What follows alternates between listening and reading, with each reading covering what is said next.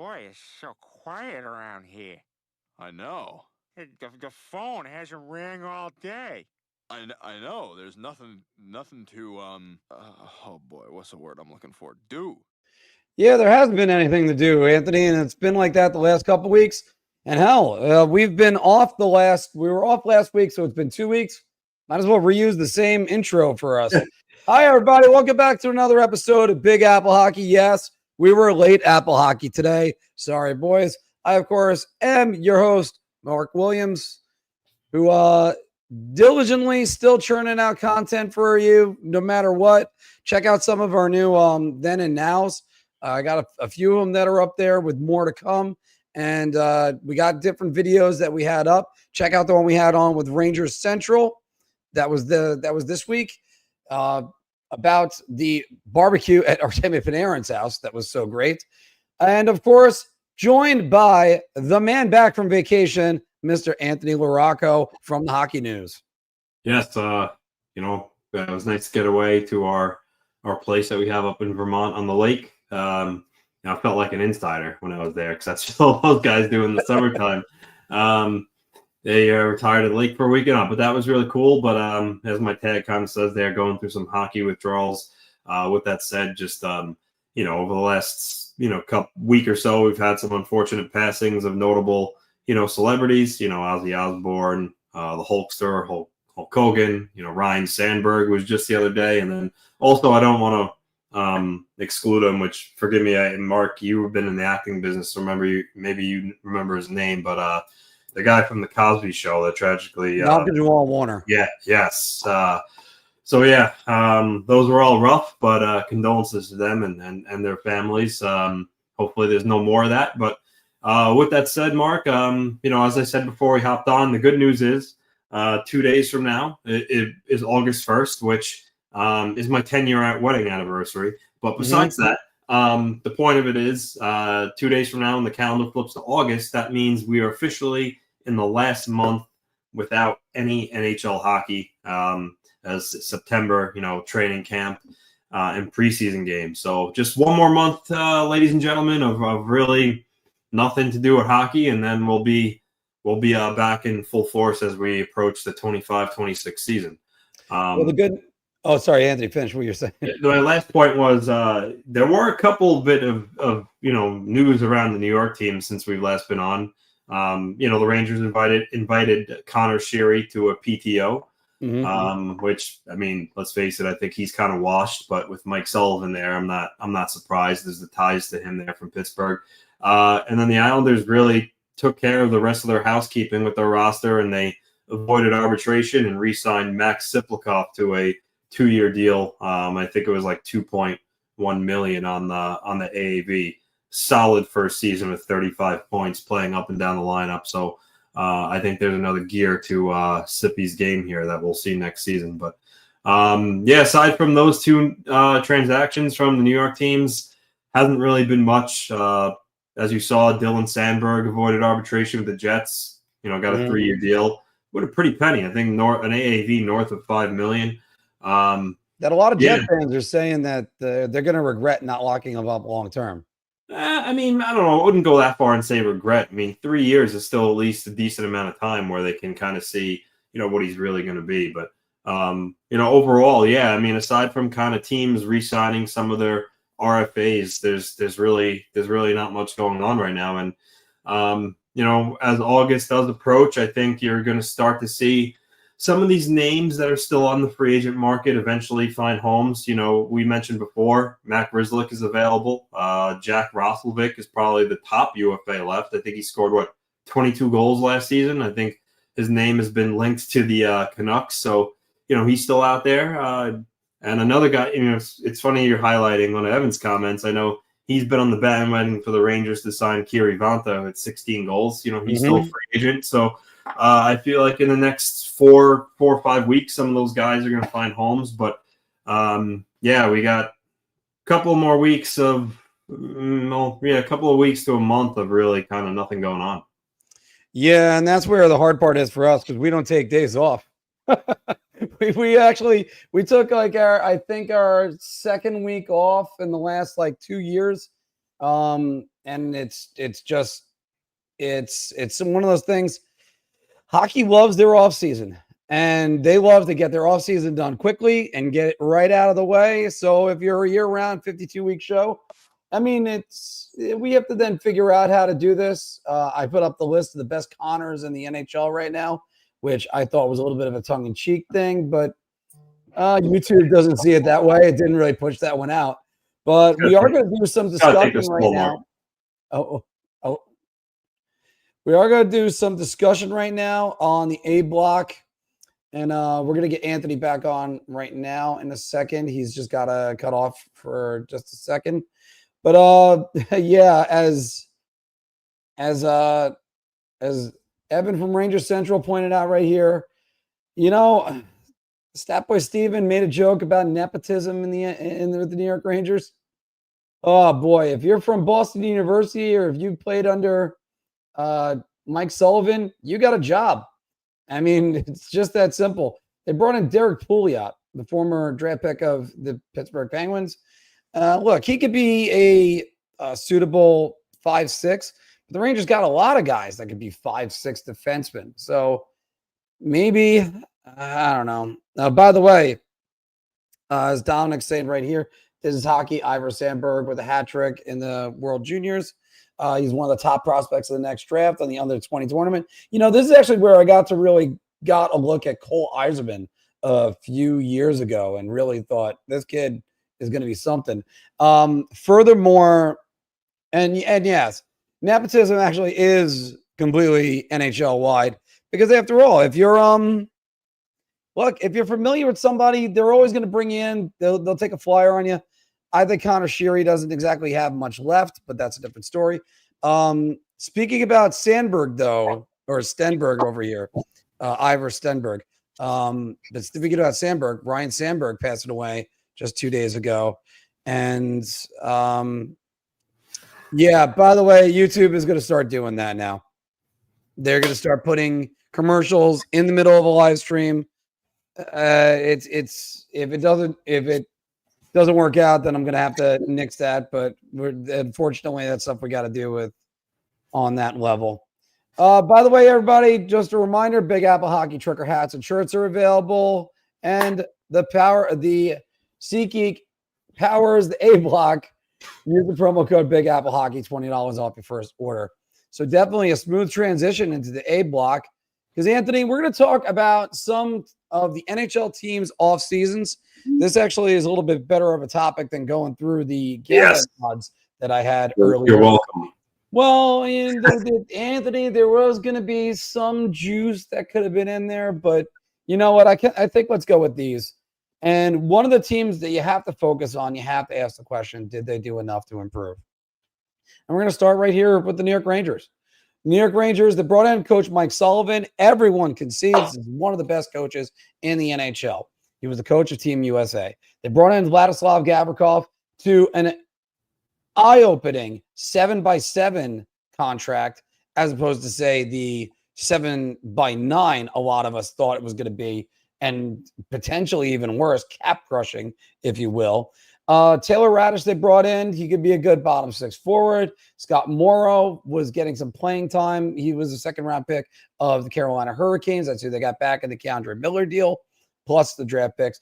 Trey Filkowski, a lot of people said that's a good move. We'll see about that. And I mentioned Derek Pouliot before with some of the other moves.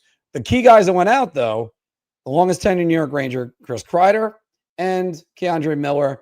Anthony, what are your initial thoughts? Did the Rangers do enough to actually say they're going to be a playoff team right now? So first, let's filter out some of the filler here or AHL, like Justin Dowling, Trey Filkowski, Derek Pouliot. I mean, those guys are going to be depth AHL pieces. Mm-hmm. So really, you're looking at Gavrikov, which obviously is a solid top four defenseman. Taylor Radish actually was a decent bottom six player for the Capitals, so I think he'll fit in the Rangers' bottom six. With that said, I mean, not a needle mover of any kind. Scott Morrow is a guy with some promise, still hasn't really gotten a chance to be an everyday NHL player. He'll get a chance to prove that on the Rangers blue line in camp and see how he is. I think, in that athletic 100 drafted top prospects rankings that we talked about a couple of weeks ago, or I don't know if on air, but at least through text, Scott Morrow was like ranked, I think, number 62. So there is some promise there. Let's see what he has once camp opens. So really, again, yeah, I mean, Gavrikov is going to be the main guy they added that's going to have the most impact on the team. Obviously, a new coach in Mike Sullivan, that will change things up. Subtractions, Chris Kreider had a hard year. Depending on, if he bounces back in Anaheim and goes back to the Kreider of the last couple of years, then yeah, the Rangers will feel that loss. But it's possible they got out of his contract at the right time as his game is plummeting. So we'll see there. Keandre Miller, young, skates well, certainly has the tools, has still some upside, but his defensive gaffes really, for my liking, were far too many. And then Zach Jones is similar category to Scott Morrow. Kind of hasn't really got a chance to be an NHL player, unproven. I don't think the Rangers are going to feel his loss at all. So it's really Kreider and Miller as the two subtractions. To boil it down to, did they get better? I'm here with Evan, and the answer is no. Yes, like I said, Gavrikov is a top 4 defenseman. He'll make their defense stabilize a little bit, but the rest of their defense around him, obviously Adam Fox, but I mean Vakanainen, Susi, some of these guys they have on defense are just aren't good, and they have too many guys like that. So I think their back end is where they're flawed the most. And in terms of overall, if they improve it, here's the thing: if Zibanejad is a ghost again and has the same type of year, and if Shesterkin continues his downward trajectory since his Vezina win, or even if he has the same type of year as last year, and then couple that with Lafreniere kind of being stuck in neutral again like last year, if those three things happen, then no, they're not going to be any improved. Gavrikov isn't going to make up for the rest of those three guys who are really underperforming. So on the flip side, and again, I have serious doubts about it, but if Zibanejad turns back the clock and then Igor plays up to his standards, and then you can get the playoff version of Lafreniere from 2 years ago, then yeah, I mean, maybe they will be better. Well, sorry, they will be better. But those are three big ifs. Like I said, Igor's play has dropped every year since that Vezina win. Save percentage and goals against have gotten worse every single year. I think last year was his worst season out of the last couple, right? It went down even. So yeah, I don't. Yeah, so I don't know. I'm not really meet the if team, and that's true. And my hesitation with Zibanejad is he could be, not that he's old, but he could be getting to that age where he's just regressing, and it's going to continue. I'm not saying that's a guarantee, but that's why I'm not sold on the fact that he's going to be one of those guys that's going to turn back the clock. I think, he was checked out last year, and I don't know if that will change. So yeah, we'll see. I think, no, I don't think the Rangers did anything to get any better. They could make it back to the playoffs if some of these things I just kind of outlined can happen. Or maybe Gabriel Perreault breaks out, but I don't know about that. It's a lot of expectations to put on the kid. And Panarin too. I mean, Panarin had a 120-point year last year. I mean, I don't want to say only, because 89 points is still really good, but I mean that's still a drastic drop off. So yeah, there's a lot of ifs around the team. I would like to say they're going to be better coached. I would think that's the one thing I'm pretty confident in, but I think a lot of it depends on Igor, Mika, and Laf, and I don't know if any of those three guys have shown me that they're going to get better or improve from what they were a couple of years ago. Well, Anthony, this is where you're wrong because Igor Shesterkin is the greatest goalie on the planet, and he can stop every single puck that's ever thrown at the net. And if any of them goes in, it's never his fault. So you don't have to worry about that. And just ask every single Ranger fan. This team is a lot of ifs, and as we just said it before. Now look, could Shesterkin bounce back? Well, now you're getting paid $11.5 million, buddy. You better bounce back. And that's Lafreniere. Can you be better? Can you be sorry, Anthony, finish your thought? No, and that's a good point. Igor was getting killed from fans this past season when he was still on his old contract. Can you imagine if he performs like he did last year, now making that new cap hit? He's going to be, fans are going to run him out of town. He's going to get killed. No, Anthony, that's where you're wrong. It's the defense's fault. It's all the defense's fault. When I drill this into people, because you can't have it both ways. We're going to be on this now. Anthony, we should thank him. We're going to be on this now for the next 8 years because, he didn't deserve a raise. He didn't deserve a raise. Yeah, because you know what? You could have traded him. You got to admit this team was not a Stanley Cup team last year. I'm going to try to be quick because we're already 16 minutes in on this broadcast right now. But this team was not a Stanley Cup team last year. You needed to start a serious retool. You're going to retool by paying a goalie premier money. The cap's going up. But what are you doing? What are you doing? Should have moved them. Traded them. Anybody could have given up a boatload for him last year. And instead, now you got him at $11.5 million. Good for you. Alexei Lafreniere. I actually do have faith that Alexei Lafreniere can be the player Ranger fans and the Ranger pundits think he could be. I think he's got to put on his big boy pants now.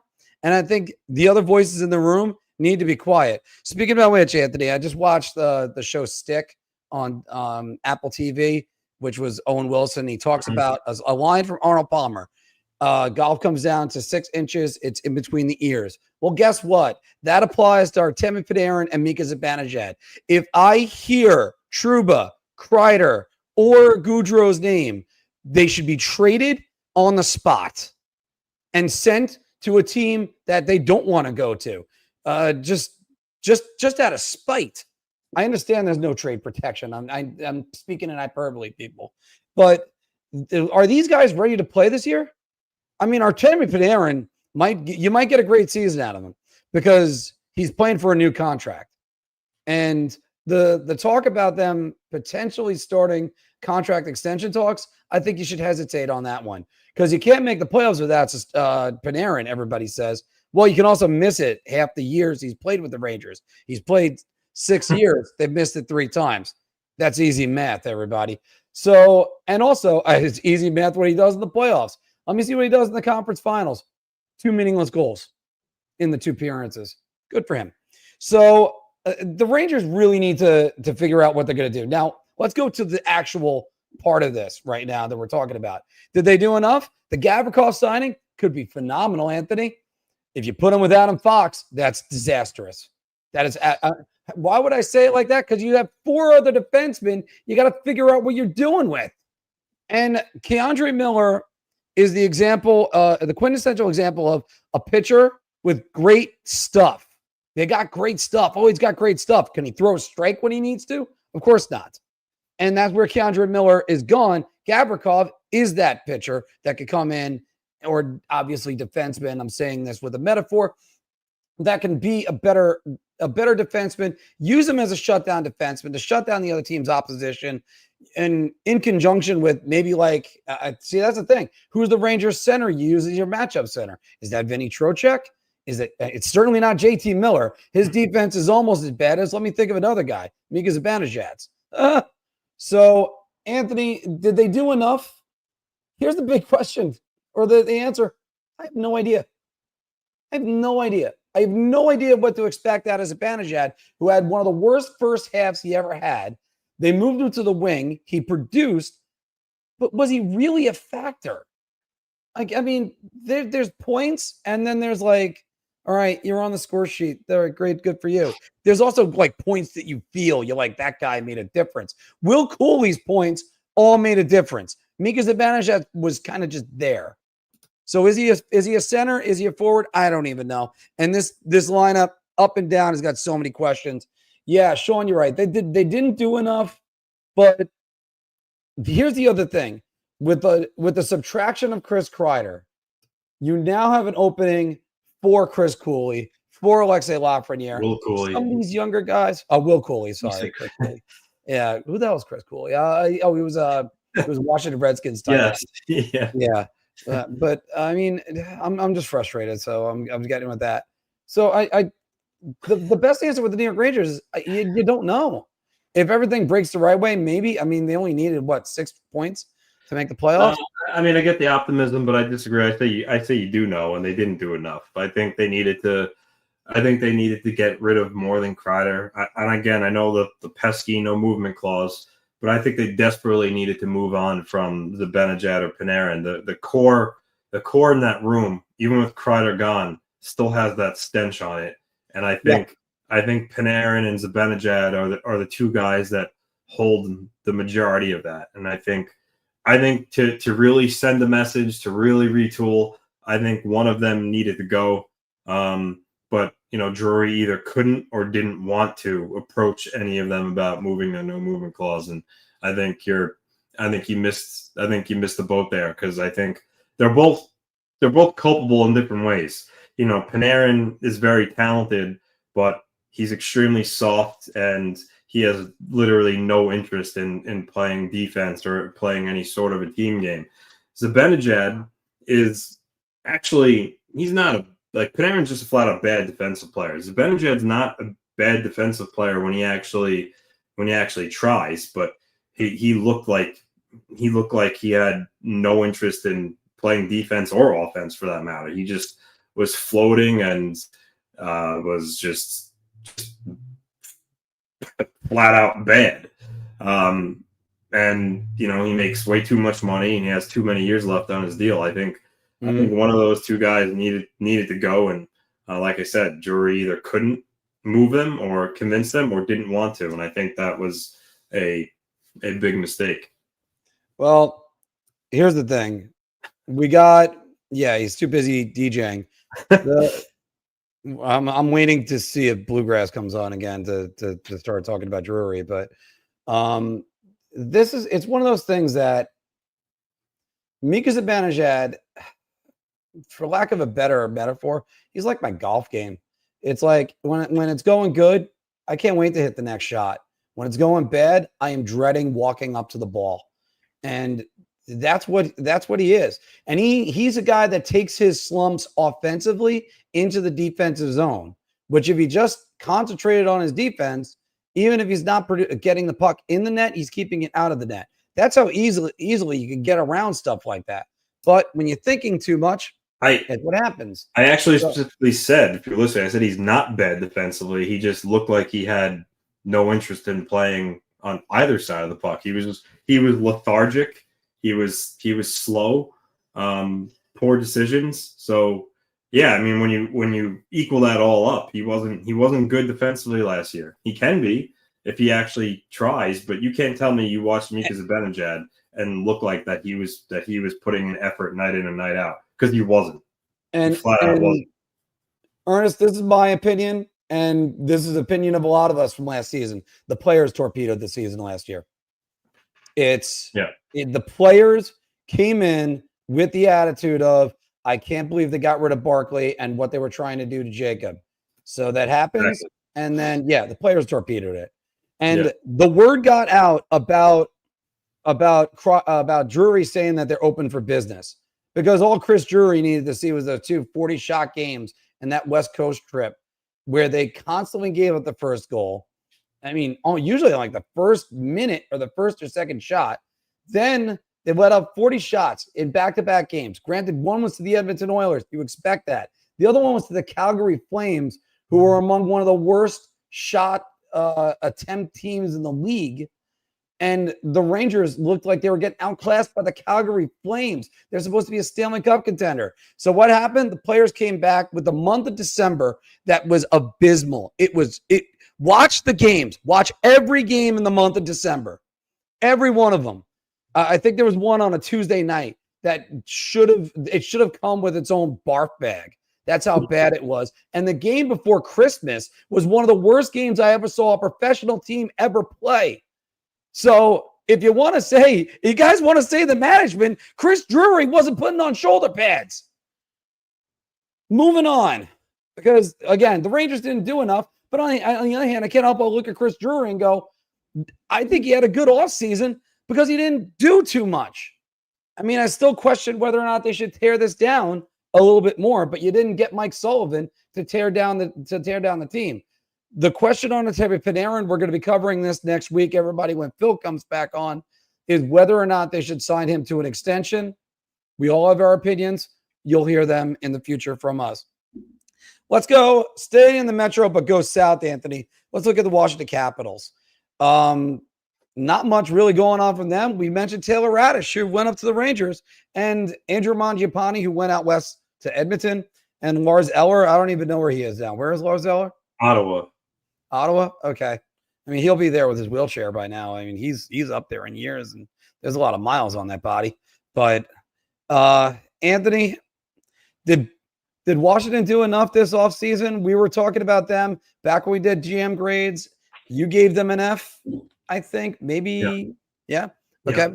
So did they do enough to get themselves to the third round or to improve their team? I mean, this is a no as well. I mean, it's easy no. I mean, all you have to do is look at their additions, subtractions, and find that out. Phil talked about this a lot. He said that they're PDO kings and that the regression is certainly going to come. The only thing I disagree with him slightly on is, he thinks a young up-and-coming player like McMichael is going to regress. And Dylan Strome, who has gotten better each of the last 2 seasons. I think those are guys that are just maturing and getting better. So I push back a little bit on those two. I think they're still going to be very good players. Even Protas. I think Protas is he may not replicate the year he had last year, but I think Protas is a very good young player. With that said, though, I don't think Tom Wilson is replicating what he did last season offensively. And then Ovechkin, too. I mean, you got to be real about it. He has a cup now. He's the all-time, leading goal scorer. How motivated is he exactly going to be at this point? I mean, they're already saying that, after this year, he might go back to Russia and kind of retire. So if that's the case, again, how motivated is he going to be? Does he want another cup that badly where he's going to perform like he did last season? Because I think you're fooling yourself if you don't think that part of his season last year was his motivation to get the record. And now that's in the books, who knows? I'm not saying he's not going to try, because I think every NHL player competes every day, but I'm just questioning how much of that fire is still burning in his belly there. So, and also too, he's getting older. Can he replicate the year he had last year? I don't know. That's a big question mark. And same thing for the rest of their team. They didn't add anybody at all really significant to ensure that last year wasn't a fluke. So for me, I mean, this is a resounding no. No, they didn't do enough to get better at all. And they lost a decent player in Mangiapane, and Radish, like I said, was a solid bottom 6 player. And even though Eller's older, he was still okay too. So yeah, I think a lot of it's going to depend on can guys like Beauvillier when he got to Washington, which they re-signed him, but can he keep his kind of rejuvenation up? Because once he got to Washington, it looked like he was kind of getting back to how he played when he was with the Islanders, where he was like an up and coming player. Can Connor McMichael keep that upward trajectory, which I think he can? But there's just a lot of question marks around the team. I think they were bona fide overachievers last year, and I don't think they're going to be able to replicate that same type of success. So this is an easy no. Yeah, Anthony, I'm going to add on a couple other guys to what you're saying right there, because the one guy you didn't mention is John Carlson. John Carlson, he's getting up there. He's 35 right now, and his birthday is coming up. I think he's going to turn 36 during the season, midway through the season. You just don't know about what you can get through him. I mean, 5 goals, 48 points last season, but 46 assists. I'm sorry, last season it's 51 points. But then again, Logan Thompson, he's a guy that we're going to talk about later in the pick segment. I mean, 31, 6, and 6. That is by far his career best everywhere. Can he duplicate that as well? He put up career numbers all over the place. He's had a bit of an injury history. I know it was the knee in his real rookie season because I had him on my fantasy team. And then, of course, Vegas went on to go win the Stanley Cup that year. But it's, it's one of those things with him. Can he still keep growing? And Anthony, are you ready to roll your eyes? I'm going to bring this name right back up again. PLD, still be a good soldier. He was good for him last year, yeah, but yeah, they're good. Here's the thing about guys with perceived attitude problems.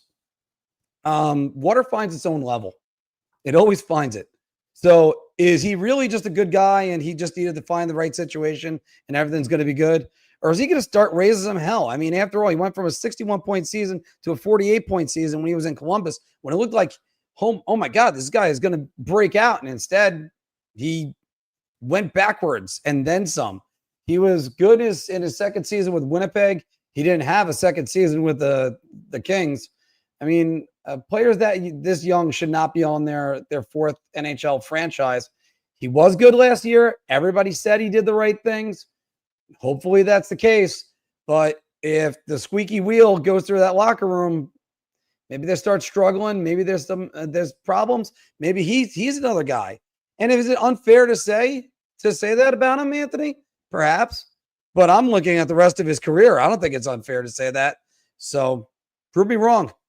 But as far as the rest of the Capitals go, I think Spencer Carberry is going to do a great job coaching because that's all he's done in his 2 years there. But Filk is right. I think there's going to be a regression in the shot percentages. And you hit the nail on the head. It's going to happen with the older guys. The newer guys, I mean, Connor McMichael, I think is going to improve a little bit more. And you like what you see out of Alexei Protas. I mean, what are you going to get out of Ryan Leonard? That's another guy. Yeah, I mean, that's a big he's going to be in his first full year. Depending on on what he can do, I think that will determine if the Capitals could stay and hold up that position. But I still think even with him being a really good young player in the fold, I think they're going to regress. I do. But Anthony, I do have to say this: a relaxed Ovechkin is also a really good Ovechkin. Yeah, because I mean, yeah, he was motivated by the Gretzky chase last year, the Grade A chase, but also after he scores his record-breaking goal and everything, Ryan Leonard scores his. I think that was when he tied it. Leonard, I think, scored his first goal at that moment on an empty net. And what does he do? He takes a kid out for a beer with the team. So I mean, I think for the Caps, the biggest thing was they were pretty much the runners up. If you kind of listen to the insiders, Nikolai Ehlers, and they lost out on him, and Ehlers took a couple days to make his decision, and maybe that caused the Caps to lose out on some other players, but seemed like that was their only plan, and there's just not enough out there now. I mean, sure, could they sign a guy like Jack Roslovic that we just mentioned? Yeah, I mean, I think he's a solid player. I think he would help, but he wouldn't move a needle. So unless they're trading for Jason Robertson, late in the offseason, I don't see a move the Capitals can make to ensure that they're going to be a top team in the league, let alone the division next year. I don't. I think this team is going to fall back. Yeah, I agree with you on that. And there's just a lot of the feeling of this is who they are right now with every team around the league. You're never going to see many teams improve or make a trade right now. So I don't think the Jason Robinson thing is going to happen. I think Jason Robinson is going to be a star. The question is who they're going to move off of that lineup, or even perhaps maybe like the Florida Panthers, but they're going to finagle the salary cap to make sure they keep all their guys. So I mean, the Washington Capitals, they're going to have to do exactly what they did again, have everybody buy in. I believe in Carberry, but you're going to see regression in them this year. And we're going to talk about the team you mentioned that was the one that landed Nikolai Ehlers later in our bar talk. Anthony, let's go over to the Atlantic. And of course, always the bridesmaid and never a playoff team, the Buffalo Sabres. You had Josh Doan and Michael Kesselring come back for JJ Peterka. Connor Clifton is out. Sam Lafferty out. I mean, Alex Lyon is in for them. Goody. If I'm a Buffalo Sabres fan, I feel bad for them because, and you know what? I have to feel bad for the Buffalo Sabres because after all, your GM feels bad for you. So, Anthony, they didn't do enough. I'll answer this right away for me. They did not do enough. They made bad moves. I don't know if Michael Kesselring is going to make it to a top 4 that suddenly this team can suddenly defend and can they and they've tried everything as far as coaches go. The one thing they haven't done is fire the GM yet. So Anthony, go ahead. Go ahead. Yeah. This is a resounding no. I don't know. This team traded one of their best young players in JJ Peterka for a very underwhelming return. And some of these rumored deals that could have got with other teams, the returns were so much better. It wasn't even funny.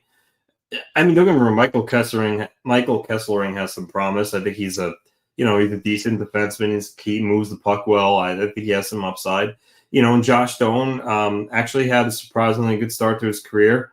But again, he doesn't project to be like a top player. So I think they botched that. And then from there, some of these other additions they made, I mean, they added in that trade Connor Timmins for Connor Clifton. I mean, what is that really doing? I mean, that's a nothing move.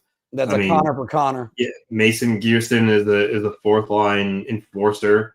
Alex Lyon has had some success in Detroit, and he's gotten hot. I mean, wasn't it with Florida? Wasn't he the goalie that got them into the playoffs when Bobrovsky faltered down the line? So I mean, he's a decent backup. I mean, Justin Danforth. This team is just if they wanted to break the longest playoff drought in pro sports along with the New York Jets, they needed to do a lot more, and they didn't do nearly enough. I don't see how this team is not dreadful next season, short of like everybody having career years. I don't see it. I mean, Tage Thompson is a fantastic piece. 31 general managers would have their mouth watered to get him. Same thing with, Darlene, Owen Power. Jack Quinn's a decent young piece. Josh Norris is a good player when he stays the hell on the ice, but he can't stay healthy, which they acquired him in the trade last season with Ottawa.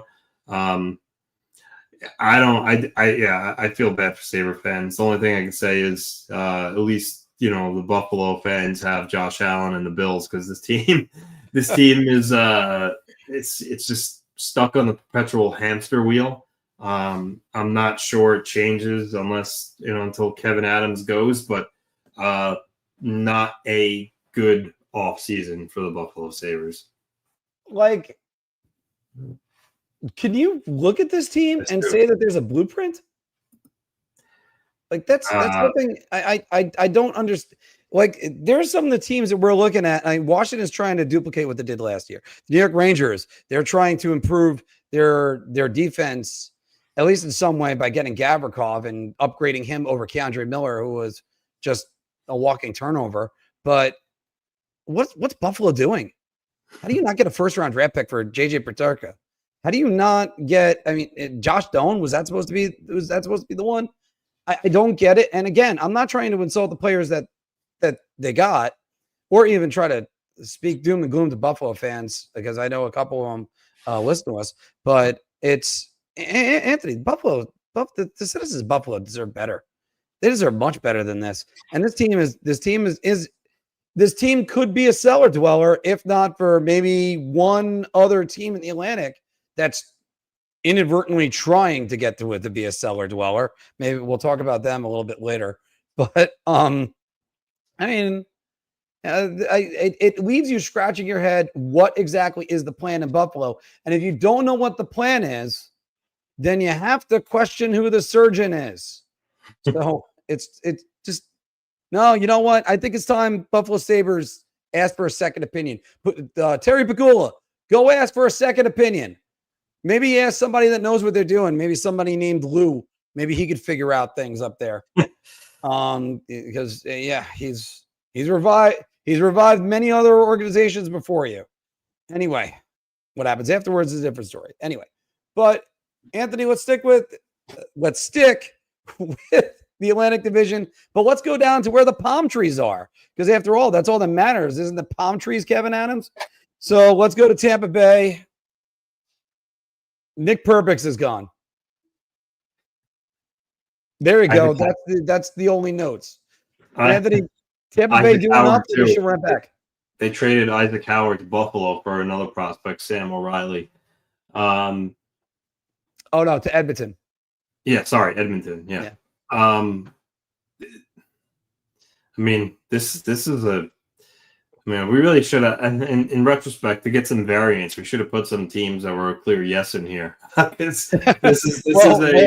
We have three more clear no's. This is a resounding no as well. I mean, they're a different case than Buffalo because they're a team that's still going to very much be a playoff team. But this is a team that I felt needed to take the next step to get back into that legit cup contender territory. Because let's face it, they won the 2 cups, and then the third year they lost in the finals. Since then, I don't know about you, but I feel like they fell off a little bit. I don't think they're the same Tampa Bay Lightning team. And so you can't stay on top forever. I mean, eventually the Panthers are going to fall off, but I feel like for the Lightning to get back up to be able to compete with the Panthers, they needed to take some more moves, make some more moves. And Pontus Holmberg and Jacob Pelletier are not it. Still very good. I like to think they're still going to be a top 3 team in the Atlantic, but there's just they didn't do enough. And I know they wanted to get involved in the Nikolai Ehlers Stakes, but they just couldn't. They couldn't move the salary. But I don't know. This team, I think it's not going to be this year because Nikita Kucherov, Braden Point, they're still fantastic. Hagel's very good, but I don't think if nothing changes in terms of their, because also remember they traded a lot of draft capital over the year. They traded their best prospect in Isaac Howard. Sam O'Reilly's still pretty good too, but they don't have a deep prospect pool. So if something doesn't change, the drop off in Tampa is probably a few years away, and I don't think they did enough to kind of get back on top. It's just simple as that. This is going to be another line we're going to use later on, definitely in Bar Talk. I could tell you that. But this is a line that we're going to say: if this team didn't run into the Florida Panthers, would we have a different outlook on them? Problem is the Florida Panthers exist, and the Florida Panthers ran them out of their own building, and they won all 3 games in Tampa, and I think it was, I'm trying to remember which game it was that Florida had a 3-1 lead. I think Tampa had a 3-1 lead. They scored 2 goals in like 11 seconds, and Florida came back, scored 2 in 11 seconds, and then that was all she wrote. It was something weird like that. I'm trying because I'm doing this off the top of my head, guys. The thing about this is, Anthony, I think Tampa's holding on. Thinking that they're this close to a Stanley Cup. They could step back and retool. This was their offseason. This is all they could afford to do. And look, when you got guys like Anthony Cirelli, Kucherov, Braden Point in place, you still got Hedman, but Hedman's getting long in the tooth. Yes. You still got Ryan McDonough. He's getting long in the tooth. There's a lot of these things that Tampa Bay is still going to be a damn good team. They had 102 points last year. I would not be surprised if they were over 100 again this year. Can they make it through the playoffs? Because Kucherov, Point, Gensel, Cirelli, Hagel, they're still all good enough that they're going to guarantee a playoff spot. And especially Vasilevsky bounced back too. He had a fantastic year last year. But when you look at their defense, you mentioned Victor Hedman, 34 years old. Still a very good defenseman. He's far from being not good anymore. But it's worth pointing out he is 34. Ryan McDonough's 36. I mean, his game, he's not the player that he was. And then Eric however, Chernak, he had a plus 40 last year. Yeah. Eric Chernak, big guy, good defenseman, but the rest of their defense, J.J. Moser, Darren Radish, Emil Lilleberg, I mean, those are their 6 defensemen on the roster right now. So I don't know. I don't like the defensive group. I think they still have enough elite pieces offensively that are going to carry them, but man, I think and wanted them to do more, and they didn't. And the thing is, when you have a roster like this with some holes, you get a coach like John Cooper who can hold everything together, get him to win. And then just the question is, can they hold off until trade deadline, improve this team? We all 3 of us, me, you, and Phil, had Tampa Bay in the Stanley Cup Finals last year. Mm-hmm. All of us had them losing in the Stanley Cup Finals. But the one thing all of us said as a concession was we thought whoever was representing the East was coming out of that series of them in Florida. It happened to be the Panthers. Tampa Bay used to be like the Panthers. Mm-hmm. They used to have the skill, and they could also just mow you right over. I think this is also where I don't want to say leadership has something to do with it, but something was different about that team minus Stamkos. But you know what? Hey, you know what? Steven Stamkos, he moved on. The organization moves on for him, and the players put up a hell of a season. I think Tampa could still be an effective team.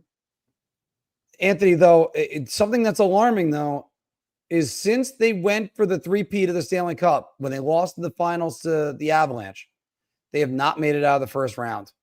Now, that should not be a John Cooper problem. That is a Julian Breezeball problem. Yeah, I agree. So try to stick with them because the players are listening. It's just they're coming up against better teams now. Let's go to the Central Division. Let's go to a team that I was a little bit surprised, Anthony. I thought this team was going to be more active this offseason. But then again, what were they going to be active doing? The Minnesota Wild, they're out of their salary cap hell because they don't have to deal with all that dead cap space they've had for so long. But in Vladimir Tarasenko and Nico Sturm, out.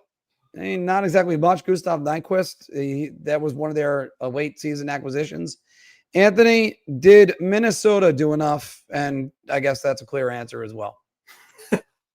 Yeah, I go back to my comment for when we were just talking about Tampa. I think in retrospect should have included some teams. A resounding yes for some counterpoints, but this is another no. I mean, Vladimir Tarasenko is washed. I mean, let's face it. Nico Sturm, I mean, solid bottom 6 player, but I mean, those guys are like dime a dozen. With that said, the guys they shipped out, they aren't really going to feel the loss of. So there's that as a positive. But for me, the biggest thing right now is what are you doing with Marco Rossi? His name was in the trade rumors. Mm-hmm. He wants to change the scenery. They don't agree eye to eye in terms of the role and long-term fit. They didn't add another center iceman, which they wanted to add. And their biggest question mark, one of the best players in the league, elite. I would kill to have him on my team. Kirill the Thrill Kaprizov. He's got one more year under contract. What are you doing to show him that your team's on the upswing and that he should stay there long-term? Granted, Zeev Buium, however you want to pronounce it. Buium, I believe it is. Buium, he's going to be absolutely fantastic. I think him along with Brock Faber, they got 2 standout defensemen, so that's certainly a positive. But other than that, I mean, Zuccarello's 37. I mean, how effective is he going to be? Plus side is Matthew Boldy, fantastic young player to go along with Kaprizov. Those are their 2 best players. Ryan Hartman is a hard-nosed player that's put up some points over the last 3 years. He's still there, so that's okay. Eriksson Ek is a Selke caliber player. He's very good. But, I mean, outside of those few, again, Mark, where is it? I mean, Liam Ogren, prospect, he's probably going to get a bigger role. I mean, there's upside there. But I think Billy Guerin missed out on a lot. I think he needed to add another center iceman. They had Brock Nelson number 1 on their wish list. He re-signed very early in Colorado. The center market as it is was very weak. JG Pageau wasn't traded. So yeah, they didn't do enough, and Tarasenko certainly wasn't the guy I wouldn't have added. I would have soon signed a guy like Jonathan Drouin, which made it to a team in New York, rather than acquire because Tarasenko's game is on the downswing, and kind of everybody's seeing it. You saw him last year in Detroit. Even his tenure in Ottawa was kind of eh. So you're telling me this team's going to compete with Winnipeg, Colorado, Dallas in the Central? I don't see it. That division is loaded. Absolutely loaded. Anthony, I'm going to say this a little bit tongue-in-cheek, but how do you say Jack Hughes in Russian? Kirill Kaprizov. Because if Kirill Kaprizov can stay healthy, then Minnesota is one of the better teams in that division. You look at his numbers. His second year in the season, 81 games, 108 points. Damn, that is good. The season after that, his third season, 67 games, 75 points. 75 games in his fourth season, 96 points. 41 last year, 56 points. It's not whether or not he can produce. I don't want to see any more points. I know the guy can produce, Anthony. Can he get that GP number? Can he get that up? Because if he can get into the 70s, Minnesota's a lot better of a team. They don't even need to do any of this. You're right about one. Go ahead with what you're saying. Like 75 games. I wouldn't peg that as being injury prone. That's missing one. No, I'm saying injury just when he plays. Yeah. 70 plus games. He's a 90-point scorer. Absolutely. Yeah. No, he's phenomenal. When I say anything over 70, it's not a bad thing. That's not injury prone. I just don't think they did enough to really entice him to want to stick around long term. But we'll see. Yeah. But as far as this, what you're seeing, it's not enough. And now they're pretty much forced to re-sign Marco Rossi or give him what he wants, because I mean, without Rossi, now you're significantly weakened. So I think, he's going to be re-signed. Anthony, I would be incredibly disheartened if I'm a Minnesota Wild fan that they went through the 3 years of cap hell that they did, and then they end up having to scrap their plans because Kaprizov is leaving. They need to get him signed ASAP. Because if they don't sign Kaprizov and you have to trade him, then you move on to, do they trade Rossi? And then what? I mean, again, Vladimir Tarasenko, that's a great addition in 2019. I mean, it's not that year anymore. So I hope for the Minnesota Wild fans, they've been dealing with this. And look, Bill Guerin is trying his best. He is GM of Team USA. Let's move on to the Calgary Flames of the Pacific. Not much to report for them. Ivan Prosadov and out went Dan Vladar. He went to Philadelphia. I don't even know where Anthony Mantha went, but I don't know if he's a needle mover anymore. I think he went to Pittsburgh. He did go to Pittsburgh? Okay, because I know he hurt his ACL last year. But Anthony, they didn't do it. See, this is a case where, sort of like the Tampa Bay Lightning, maybe you could argue to watch the Capitals. They didn't do enough. I don't think they needed to, and I don't think that's what their plan was. Well, a lot of these teams on here, it's either about, did they take the next step to get back into to playoff contention or cup contender. And they're in the category of, did they do enough to get back into the playoffs? And, I mean, where's Evan with get the hoop again? Just look. They essentially swapped out a backup goaltender, and they didn't do anything else. They are literally relying on, Matt Coronado, who's a fantastic young player, to keep progressing, which he is. An aging Huberdeau to be useful again. Nazem Kadri, 34. I mean, what's I'm Mark. I know it's not even August yet, but this team's not making the playoffs. Who are they bumping out of a playoff spot? Who? I don't see the path to it happening. I mean, Dustin Wolf was one of the better rookies in the league last year.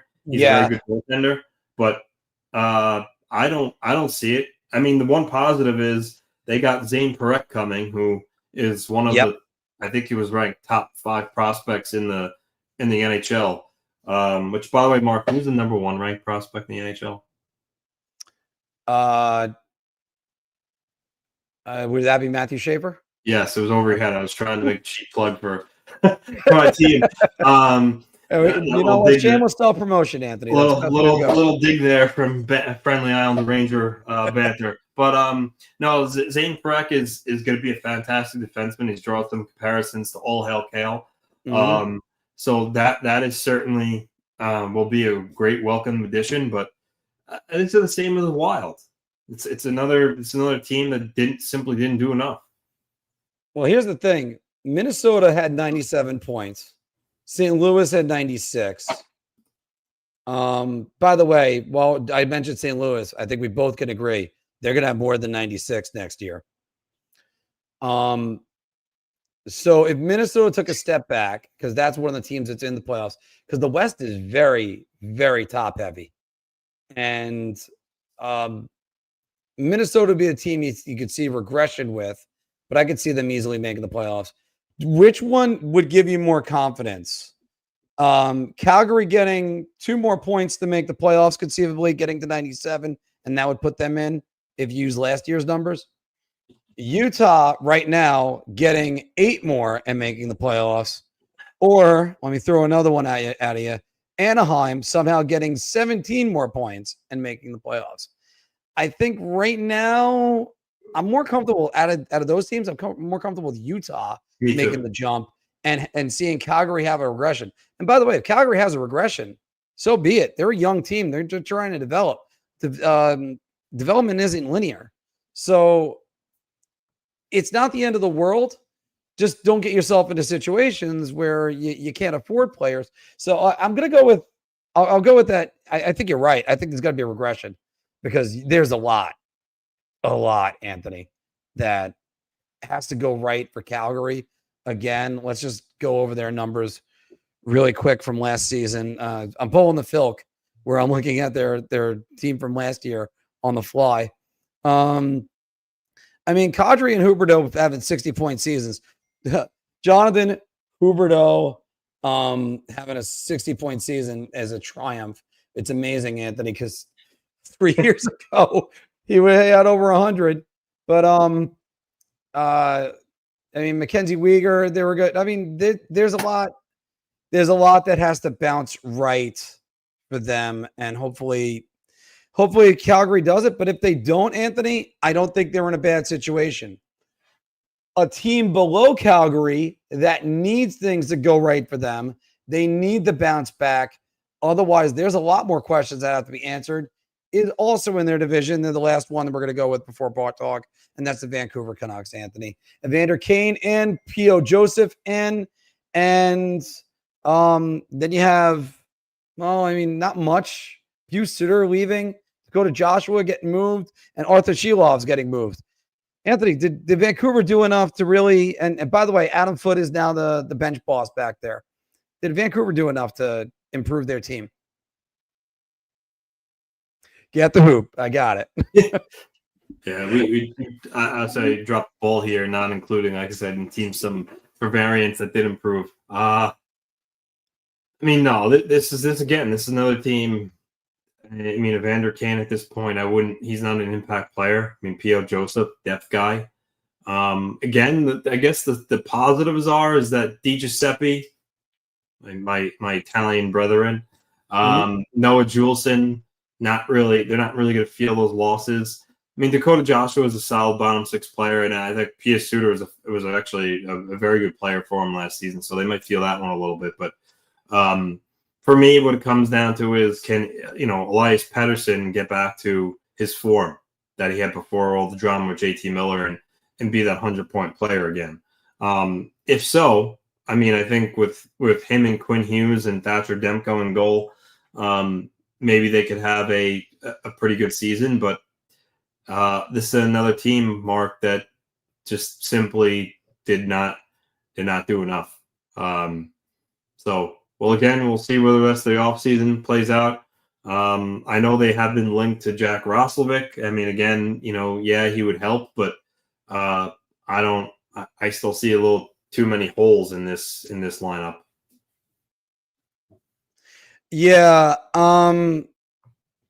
Yeah, that's a lot of holes. And I think, Anthony, this is sort of like, it's almost like with the Minnesota Wild as well.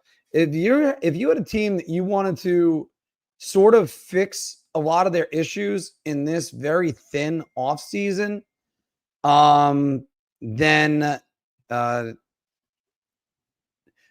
this was absolutely the wrong offseason to do it.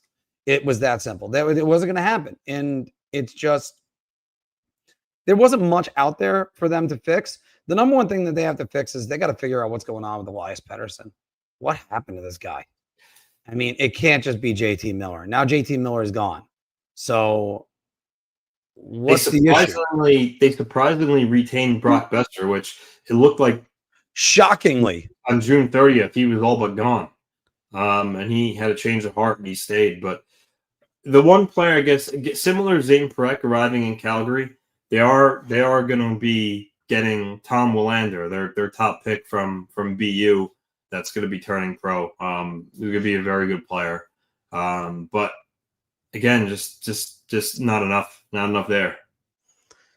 Well, because here's the thing. They need to show some improvement because the Quinn Hughes watch is starting. And I wonder if it's overkill for the Devils to just go and get Quinn Hughes, because let's face it, he's going to the Devils if he goes anywhere.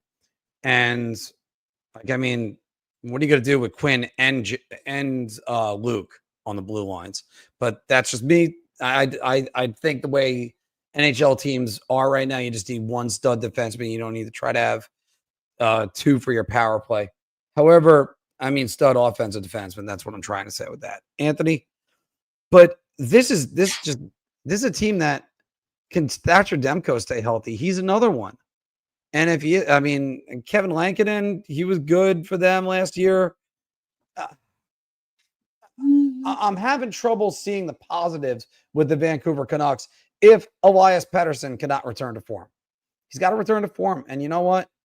He's got to grow as a player, and he's got to get it all right here. Yeah. This guy, he's 4 years removed from his first 100-point season? Was it 3 years? 3? I think it's 3. I had, you know what's worse, Anthony? I had the numbers up right here, and I decided to go away from it. So that was my mistake. Sorry, everybody. Elias Pettersson, there we go. His 100-point season was 22-23. He's 2 years removed from it, Anthony.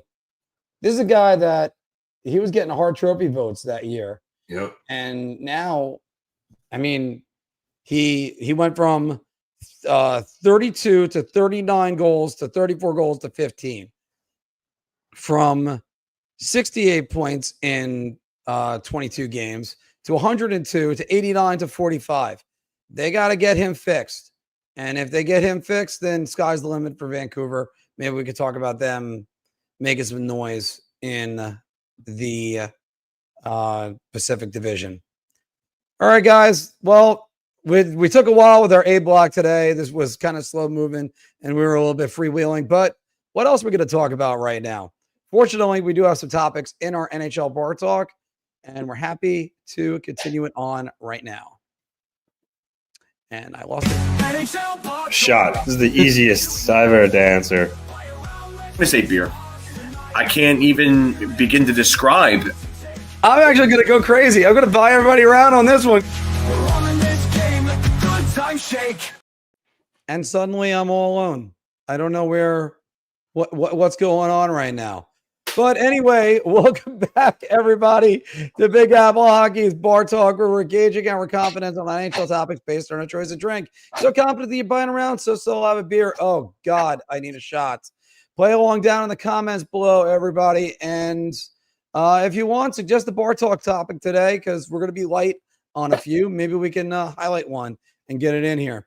But let's start, Anthony, with the New York Rangers, because on December 18th last year, the Rangers traded Kaapo Kakko to the Seattle Kraken for Will Borgen and a 3rd and a 6th round pick. Kakko's numbers with Seattle were pretty impressive. 10 goals, 20 assists, 30 points in 49 games. Anthony, the New York Rangers will regret trading Kaapo Kakko. I'll go beer. And I only say beer because of what the return was. I mean, Carson Soucy's fails to be good, and the contract they gave him was bad. So because of that, I'm going to say beer. Players like Kakko kind of move on all the time. I mean, I think the change of scenery was best for both sides. But with that said, if Kakko does turn out to, let's say, be a 50-point player, the fact that they got Carson Soucy in return. No, it was Will Borgen. Sorry, I said you. Yeah, Will. Honestly, the point remains the same. They're both not good. But thank you for correcting me. Will Borgen. Yeah. So if Kakko turns out to be a 50-point player, and you look at and you say, okay, we traded a young guy that's solid defensively, could score 50 points, and what we got out of it is Will Borgen. Yeah, that's not a good look. So, it's not a shot or round, because I think both of those are extreme. But I think a safe bet is saying beer. Just a reminder, Anthony, there's only a graphic for me. Yeah, Anthony messed up. Yeah, there is no Anthony messed up. And by the way, also, Carson Soucy was a former member of the Kraken. He was an inaugural member of the Kraken. I think the only way you can answer this is a beer. And the thing is, Anthony, the reason why it's a beer is because the real problem is in development. They just never developed them.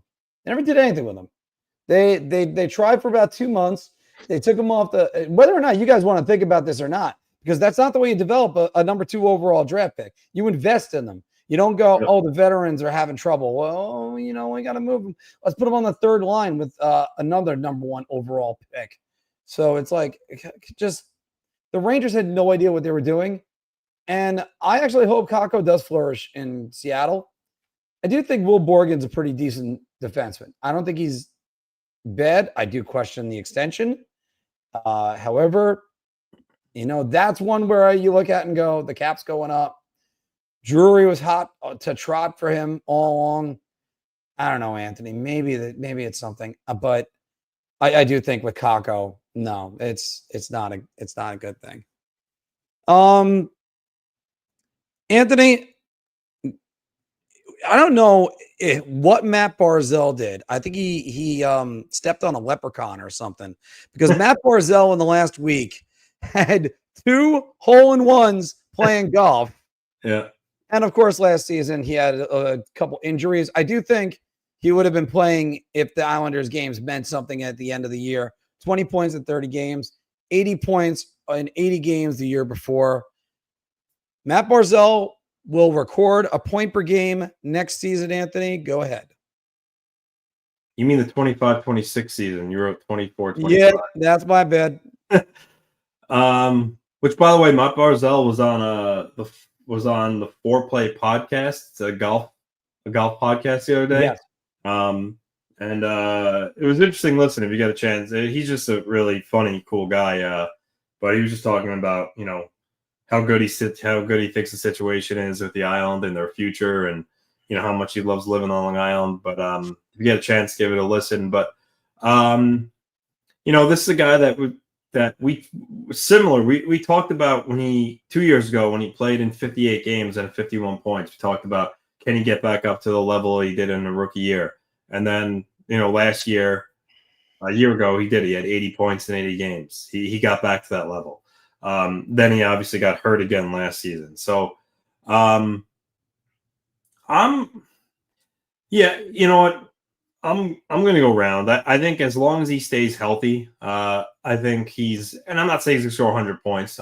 No, but we're only talking at least 80 points here. So I think that's actually very fair and very reasonable.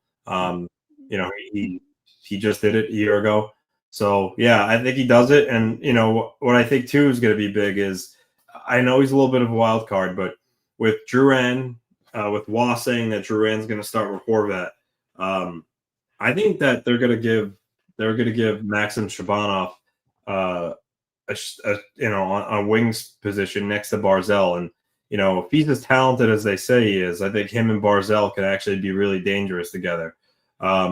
But needless to say, as long as Barzal stays on the ice, I think he'd get back to eclipsing the 80-point mark. Yeah, that's going to be the key factor. And by the way, recording a point per game, I wasn't even saying to get to the 80-point mark. Originally, I had this question be the 80-point mark, but I kind of took into account if he does get injured. Yeah. Because a couple of Matt Barzal's seasons, like take, for instance, 4 years ago, like he was, or like the shortened season, he had 55 games, but he had 45 points. That's close to a point per game. In 1920, when he was focusing more on defense, 68 games played. And although that was also cut short, 60 points. So he's always kind of around that. I do think he can be a point per game player. And you know what? I'm going to go round on this one too.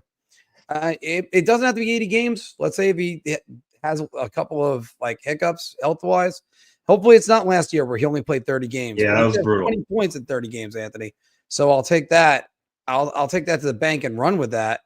You just want more games for Matt Barzal to be there.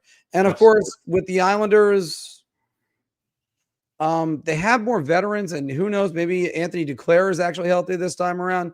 Maybe they keep producing, because after all, Duclair, Horvat, and Barzal were humming in the preseason. I understand it's a preseason last year, and Duclair was injured almost right away.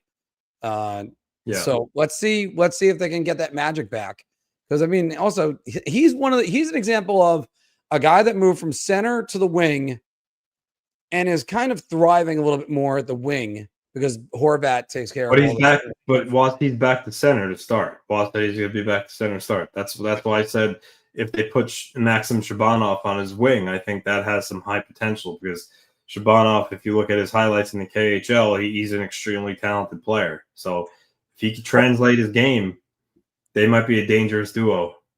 Well, by the way, thanks for the correction, because that is actually important information. Yeah. But at least you could put Barzal on the wing too, and he could still succeed. So I actually would love this. I would love to see him at center more than anything else. I think that lengthens the Islanders lineup.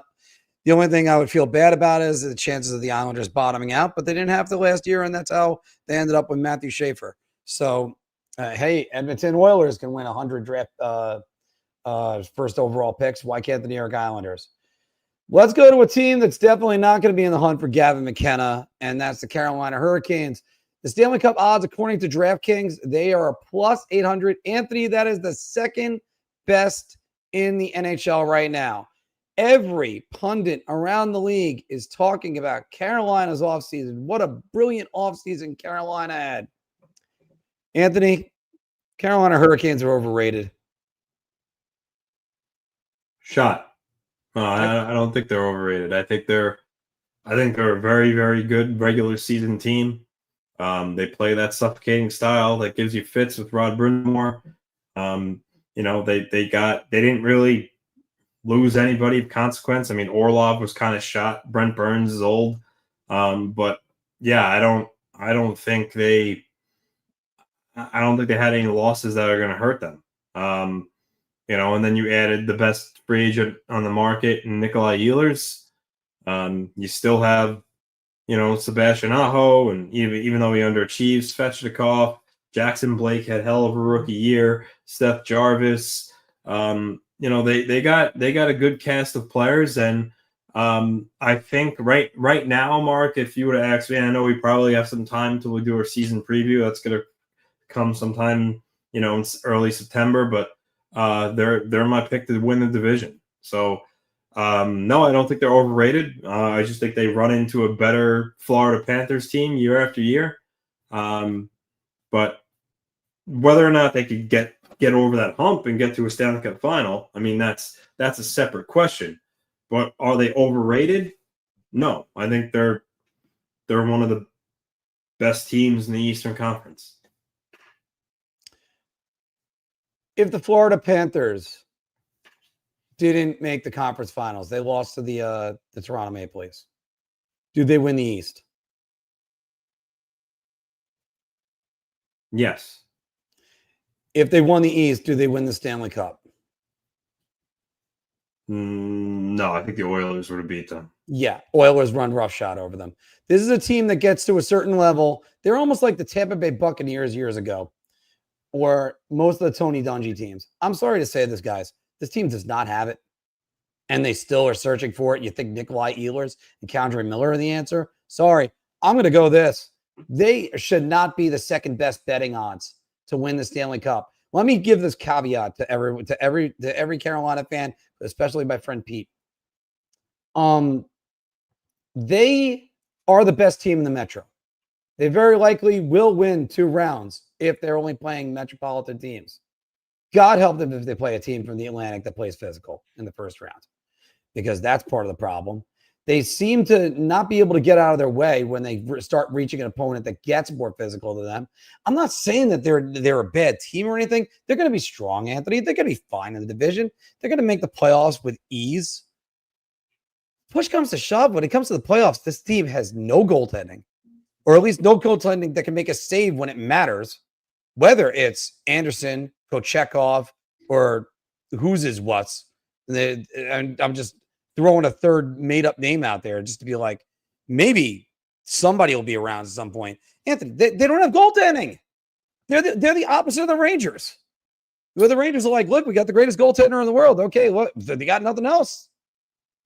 Like, I mean, I can't understand it with Carolina, how they're such heavy betting odds. Maybe it's because they're coming out of the Metro. You're like, oh, they just got to win a Eastern Conference final. Great. They've won 1 Eastern Conference final game since George W. Bush was president. Like, let's again, but on this. There's no denying their lack of success in the conference final, but that's not relevant to whether they're overrated or not. They're not overrated. They're a very good hockey team. Okay, they're championship worthy. That's what you say. They're worthy.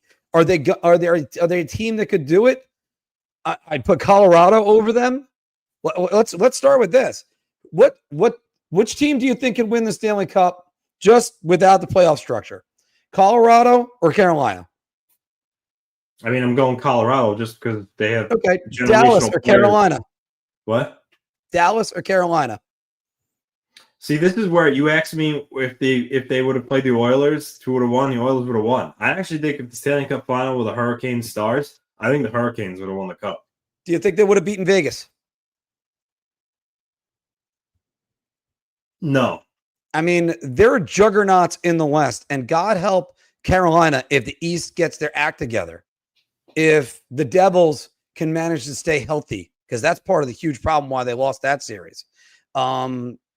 If Washington can take the next step, which we both anticipate they're not going to, if the Rangers can ever get their act together, if Philadelphia ever develops, which that's a bit of a longer shot, Pittsburgh pass.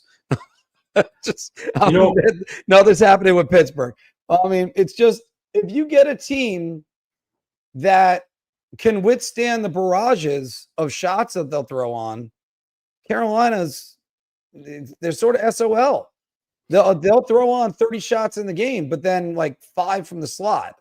Like they go on quantity rather quality. They throw the puck on net from wherever they are. You mentioned their goaltending, Mark. What do you think Freddie Anderson's career save percentages in the playoffs is? I actually think it's pretty good. I'm gonna say like it's a 906. 915. So when you say they can't, when he doesn't play well in the playoffs, that's actually false. Yeah, he played well against the Devils and he played well against the Capitals last year. When they played a real team, sorry, Devils fans. But when they played a real team last year, they got waxed. Like, I'll you know what, Anthony, I'll bite on this. Here, let's do it. Freddie Anderson. I decided to say Freddie instead of Frederick. Let's go with game logs, career playoffs, and in the series against the Florida Panthers last year. 4 games. He was 1-3, 13 goals against on 67 shots. That's not going to get it done. But I mean, well, what's the save percentage? What's the save percentage? Was 838. All right, so that's bad. But that's bad. But again, you're talking a team that's possibly teetering on a dynasty, whether or not what they do this coming season. But then the most important position they don't address. And look, he's like the antithesis to our answer of you could win with substandard goaltending and good defense. Carolina's defense, I mean, like we said before, Brett Pesce ain't walking through that door. Well, I mean, I'm not exactly as impressed in their defense as everyone else. Go ahead. Listen, I don't have any love lost for the Hurricanes. As you know, they beat the Islanders in the playoffs every single time they play them. So I'm not a fan of them. I'm just trying to be fair. And Freddie Anderson, 915 career save percentage in the playoffs. That's good. That's good. I mean, you could try to finagle the numbers to kind of spin a narrative, but the other narrative, Anthony, I have to point this out. Yeah, 915 save percentage, but he is that goalie that the one that he lets in is the one that deflates the bench. The one you're going, you got to be kidding me. Like Carolina 2 years ago had the Rangers on their knees at home, up 3-1. Actually, because it was 2-1. It was 2-0. Trocheck scored 3-1. They were ready to force a game 7 after being down 3-0. Freddie Anderson lets in a little bit of a squeaker to Kreider. He pokes it in. You could have argued maybe a whistle could have blown or something. I don't know. Then the Rangers tied on the power play. Boom, back of the net. And I don't blame Freddie on the other 2 goals. He needed to stop that third one. Everybody blamed it on that one play. But that's the stuff that happens with Carolina. They don't have that killer instinct. They don't have that it factor. And last year should have been the year that they did it, Anthony, because they only played 10 games going into the conference finals against a Florida team that played 12 and just went through a 7-game series with the Toronto Maple Leafs. I want to say it was a hard-fought 7-game series, but we saw those last 2 games in Toronto. So it's just the Hurricanes are that quintessential example, Anthony, of that team that never got over the hump. And when they make the Stanley Cup Finals, you let me know. Making it out of the Metro ain't good enough. And now we're in an even number year. So now you know they're definitely not going to do that. And speaking about teams with good odds, the Montreal Canadiens have odds to win the Atlantic plus 1,400. Anthony, the Montreal Canadiens are going to be a top 2 team in the Atlantic Division. I mean, it's a shot hoop. It's a shot hoop. Obviously, Florida, and then pick your poison. I know we talked about Tampa not doing enough, but they're still going to be a very good team. You can either go Tampa or Toronto here. I don't see. I'd be shocked if Montreal was the top 2 team in the division. I think it's a shot. Yeah, everybody's kind of this is the other team everybody keeps talking about that they made all the right moves. I like their moves. They're all good and everything. I think Jeff Gorton's great at assembling talent. I'm going to go shot on this one as well. There's not a chance. I also question the way Jeff Gorton builds teams. I think he builds with a lot of skill. I don't think he really addresses the other components of the team that well, because after all, look at what he did with the New York Rangers. That being said, I really like this Montreal team. I just don't know exactly what the ceiling is on the Dobson acquisition. Especially if Lane Hudson is the quarterback on the power play, are they going 2 defensemen on the power play? Because that doesn't happen that often in the league now. Sam Montembeault's got to keep progressing. The entire team's got to keep progressing, Anthony, and you can't help but look at it and go, I'm going to put Toronto as a division winner again, because I think Toronto, I like the moves the Maple Leafs have made. Tampa, they know what to do in the playoffs. The only question is, as far as the top 3 goes, is why I had to move it out of the top 3. The Florida Panthers, they might not even prioritize the regular season. They might just use it as an 82-game preseason. I mean, maybe. I mean, there's rumors Kachuk's going to have surgery and could be out until Christmas. So, I mean, that could play a role. But even without him, I still think the Panthers are a top 3 team in the division. And the other thing is, how much of this team overachieved? We've seen teams like this throughout our time watching hockey, that they just overachieve greatly, and then the next year it's, they're going to be better. Nope, it's not necessarily the case. I'm kind of looking at, was it the 2008 Columbus Blue Jackets that really, it looked like they popped, and then suddenly, nope, they're not there. There's other teams I could think of. I'm just trying to think of more off the top of my head, but there's I don't know. I just don't know if they got hot or if this is who they are. We're going to see about that. And I think hopefully you'll see about that very soon, because wish Marty St. Louis all the best. They have Nick Suzuki, who's really coming to his own as now the captain of the Canadiens. They could be a real good feel-good story, but question is, Anthony, is the rebuild over? Are they starting to build, or is this just, hey, now we're going to try to go in or push our chips in, and then you end up not having the hand that you think you had? Let's go to a team that is still in the middle of its rebuild. And Anthony, I got to ask you this question. Do you know the last time the Chicago Blackhawks won a Stanley Cup best-of-7 series? Stanley Cup? So, Stanley Cup playoffs, I meant. Oh, Stanley Cup playoff game. Best of 7. What? The best of 7. I got to eliminate that stupid play-in round. 2015? Yeah, the 2015 finals.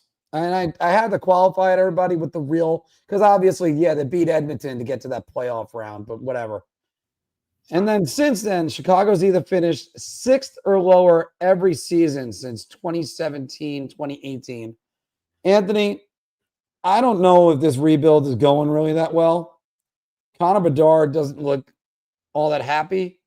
The Chicago Blackhawks will not make the playoffs before 2030. I mean, this is hard to quantify. I mean, it's 5 years from now. I mean, a lot can happen. A lot can happen, but of course, this is bar talk, and sometimes when you're at the bar, you talk out of your ass.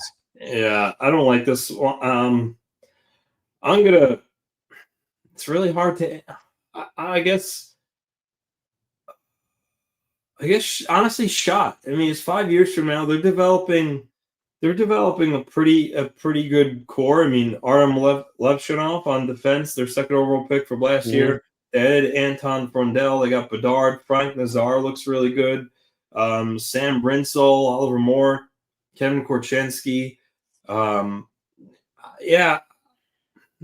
think if they keep building them this way, I think they could be 2 years.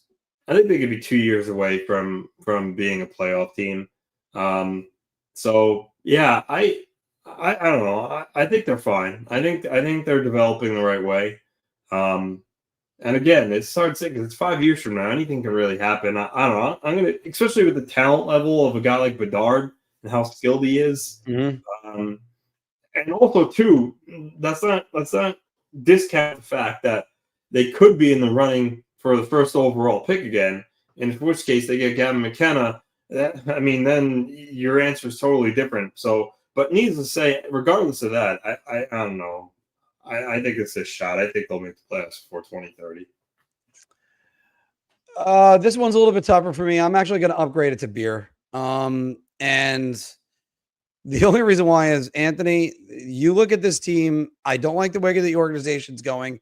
The tank mentality is not a good thing because it seeps into your organization. Look at the Buffalo Sabres.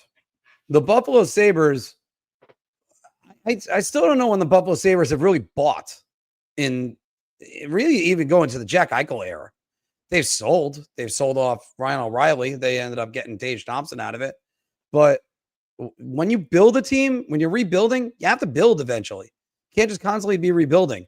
And go ahead, go get Kevin McKenna, and you're still going to be a bottom feeder team because the winning culture is not there and not there yet. You got to hope it develops from within. The process doesn't necessarily always work this well. And think about the Pittsburgh Penguins if they didn't get Sidney Crosby. I mean, things could have been a lot different. Maybe, I don't know, who knows? Maybe they might not have been as good as what they were. Anthony, the one thing that kind of really grinds my gears on this, and I really worry about the Blackhawks, look at that division. Just look at every team that division. Nashville is the only team going in the wrong direction. Minnesota is a much better team than the Blackhawks are. Utah is going on their way up. But we've been waiting for them to get all the way up for years. So let me not pat Utah on the back. I said they were going to make the playoffs or be the most improved team 2 years ago as the Arizona Coyotes. But you still have Colorado, Dallas, Winnipeg is still up there, obviously. Like there's a lot that Chicago needs to climb over. That's where I'm having trouble with them. Like, where are they going? What are they going to be? Are they going to be? And don't forget, I forgot St. Louis. St. Louis, I expect, is going to be a much better team under Jim Montgomery for a full season, especially if they're close to the team that finished last year. Because think about it, they were 1 second away from the second round, and who knows what could have happened after that. Also, I'm the same guy that ripped Jordan Pennington for a while, so I guess who do I know? But Anthony, I just don't see it with the Blackhawks. And yes, Gavin McKenna could change a lot of things, but this organization, they got to start learning how to win. And maybe Spencer Knight is the goalie. There's too many maybes just with their development because Bedard took a huge step back. I hope that's not going to be the case for him because he's quite a talented player. But I'm rambling a little bit, Anthony, so I'm going to stop right there. Say, everybody, thank you very much for watching Big Apple Hockey's Bar Talk. We gauge our confidence on NHL topics based on our choice of drink. So, Anthony, let's do some pick'ems. And we got some good pick'ems today. Because again, sorry everybody, slim picking. Let's get that graphic up. Yeah. So you gotta choose one. Which one? Which one do we choose? All right. So let's get back to the pick'ems, Anthony. I'll actually make a banner, actual intro for this at some point. Give us a little bit more division. Anthony, there's a lot of gloom and doom in East for two original six teams. So which one will win a playoff series first? The Rangers or the Bruins? I think it's the Rangers. I just think, despite guys like Zibanejad and, Lapp being a little flawed, not performing up to standards, Shesterkin, all those guys are still, with the exception of Pasternak, are much better than anybody that the Bruins have. So for that reason alone, I'm going to pick the Rangers. Although, the Bruins obviously adding James Higgins is big for them. I think he's going to be a fantastic player. But I think the Rangers have more win now pieces than the Bruins. So, this is relatively easy for me at least.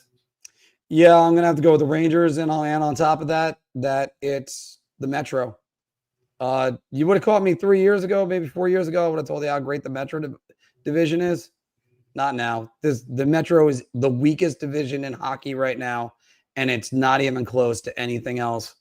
I think the Metro, you get third place. Who knows? You might be able to at least win one playoff series, or who knows? Maybe even make the conference finals. But it's it's the Rangers right now because there's too many wagons in the Atlantic Division. Let's stick with the team that's in the Metro and bringing up the rear in the Metro, the Pittsburgh Penguins. Will they draft first overall? After all, Anthony, when it comes to generational talent, they drafted Mario Lemieux first, Sidney Crosby first. Will they be drafting first overall? I mean, the cynic in me with Bettman, Penguins being bad this year, making sure they win the lottery. I wish there was like a middle option for this because, I mean, there's a lot. I mean, we talked about the Blackhawks going to be bad again for at least this year. Buffalo might be pretty bad. Philly, I think, is going to be bad. So there's a bunch of teams here that will be in the running. But if you're forcing me to pick, I'll say yes. And that would be horrendous for the rest of the Metro Division. Anthony, you got me trying to figure out where my conspiracy theorist is, where my inner conspiracy theorist is on this. And I really think I want to say that it's going to be the Pittsburgh Penguins because it's a conspiracy theory. But I could give you some other teams that I could see him going to or winning the lottery. Just for the record, I don't think the lottery is rigged. We're just going with that as a thing. But Nashville, I could see them going there and them getting their first overall pick ever because I don't know if they're going to be any good. I think Chicago's drafted first recently, so they don't want that to happen again. San Jose, same thing. Maybe Seattle gets their first crack. But if you ask me, who could possibly be the first or win the lottery and jump up that much, I think this is where they rig it for the Bruins. This would be where they rig it for the Bruins. And I'll go with them, even over the Penguins, because I think the NHL is better if Boston's better. If Pittsburgh's already saved. Pittsburgh isn't going to go bankrupt. We hope. I mean, it should happen. 2 times was too many. But let's stick with a number 1 overall pick and a guy that was thought to go number 2, but he dropped, I believe, all the way to number 7, if I remember correctly. They both did 63 points last season. Macklin Celebrini and Matvei Michkov. Which will score more points next season, Michkov or Celebrini? Celebrini. I think with the amount of talent San Jose is building, Will Smith is a credible player. I mean, Michael Meese's, bless you, Dan. Thank you. Michael Meese's on the way. I think it's Celebrini here. If Filk was here, he would say Celebrini hands down. He would call it a layup, get the hoop. Yeah. He would say all this because Filk is very much on the Celebrini train. Mm-hmm. I'm very much on the Matvei Michkov train. I'm still going Celebrini. It's just, I love the way Celebrini looked. He looked so good last year. And I think the San Jose Sharks are going to be growing to be a better team than what people think already, never mind what they could be in a year or two. But that's what I'm kind of looking on with them.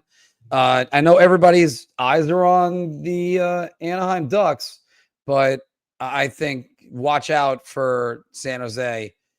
Maybe not as a playoff team. Don't get me wrong. I'm not saying that. Just you're going to start seeing better games out of them, and they're going to be a much tougher team. Speaking about a guy that came from the West, he's now in the East, Logan Thompson. We mentioned him earlier. Put it up a 249 goals against last year. Career best numbers for him. Is he going to be better or worse in 2025, Anthony? I think Logan Thompson's a good goalie, but I'm going to go worse, and that's sticking with the fact that Capitals are going to regress. Yeah, okay, that's a real short answer, Anthony. So yeah, I'm gonna try to be short with you, shorter than you then. Yes, exactly. We did talk about him in the A block, everybody. So that's a quick one right there.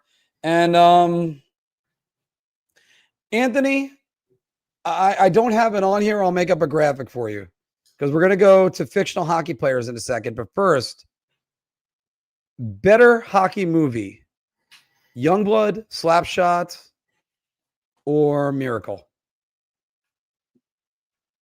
I mean, Youngblood, Slapshot, kind of like cult classics, but there's something about the way I feel when I watch Miracle that just gets me fired all the way up. I remember watching it the day of the day of the Four Nations game between Canada and USA. Watched it in the morning.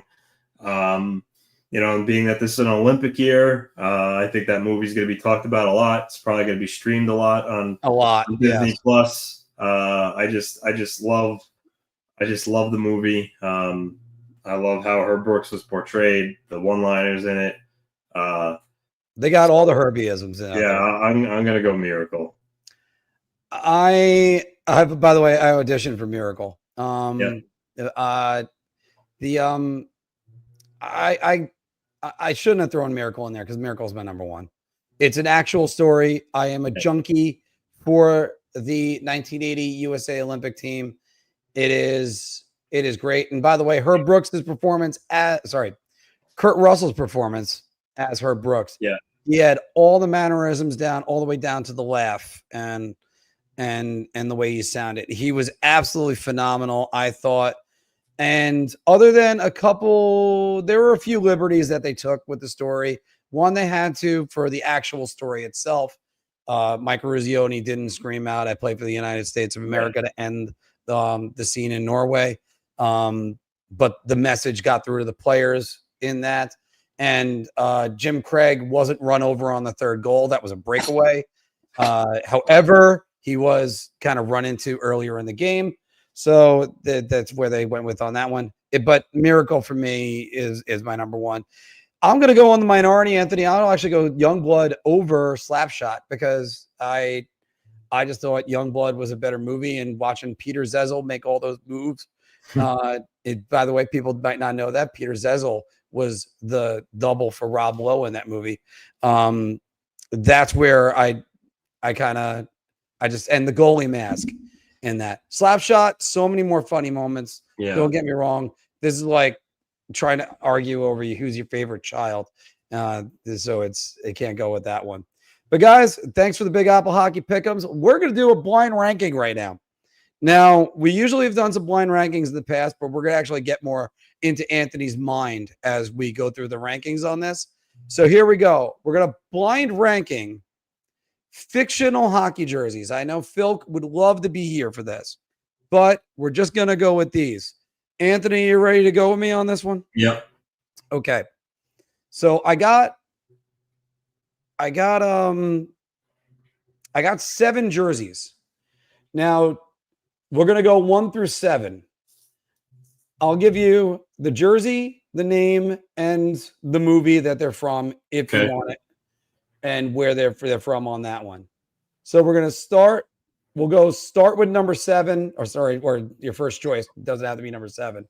We're going to start with Griswold 00 Chicago Blackhawks from National Lampoon's Christmas Vacation. Well, it's not really a fictional jersey. It's a Blackhawks jersey. It just has a Blackhawks jersey, but it's from a fictional character. I'm sorry. Yeah, all right. I thought you were all right. So I'm gonna go because some of these are real jerseys. They got a classic jersey. So I'll go. Depending on what else can you really throw at me here? I'm gonna go 2. Number two right there. All right, let's go with Doug Glatt's number 69 from the movie Goon. Picturing that in my head. Did you see the movie, by the way? Yeah.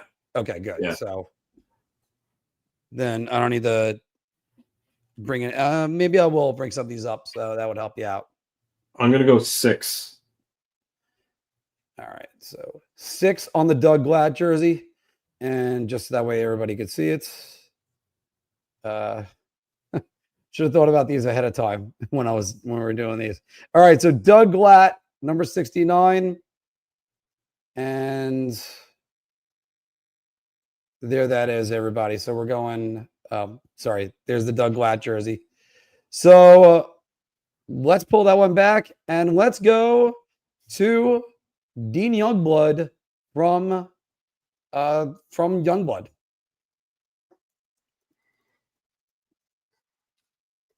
Can I? Yeah, Bringing it up. Sorry. That it's the Mustangs. I should have thought about this ahead of time. There you go. There's the Mustangs jersey. So it's basically a Red Wings jersey. Basically like a Red Wings jersey. I'm gonna go 5. All right. So number 5 on that. All right. And let's go to pull that one out and go to this one. Let's go to the one who you saw a lot of this weekend, especially if you watched it, Mr. Happy Gilmore of the Boston Bruins, or the H that they're on there. It was a Bruins jersey.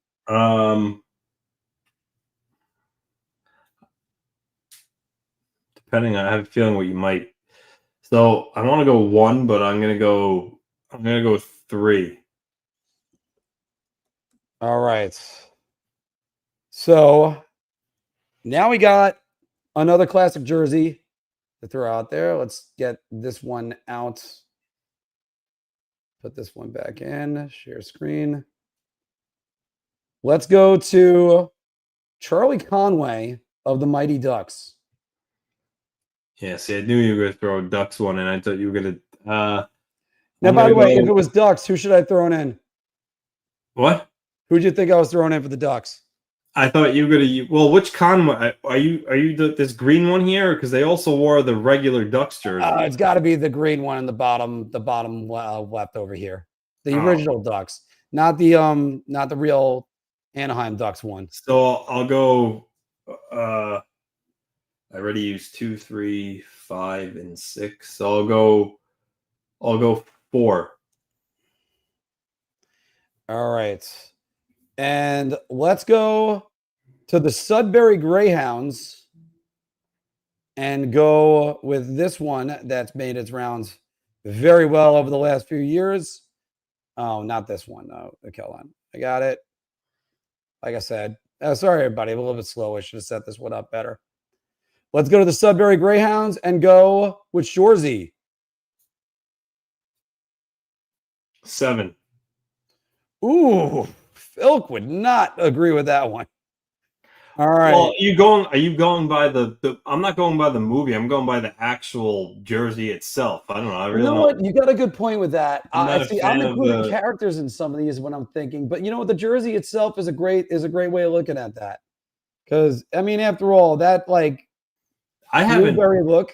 I haven't looked at them. I haven't for all of these you've given me. I haven't thought about the movie or the person wearing it. I'm talking about the actual. Just looking at the jersey. Although Anthony, I do gotta say, I love this. I love the look of this jersey. I think that's a good one. Geez, $250 to get the official one. No, I'll go bootleg. Sorry. Whether or not you think less of me that I just said that, everybody, I'm going to go with the replica one. And the last one, I didn't know which one to use, but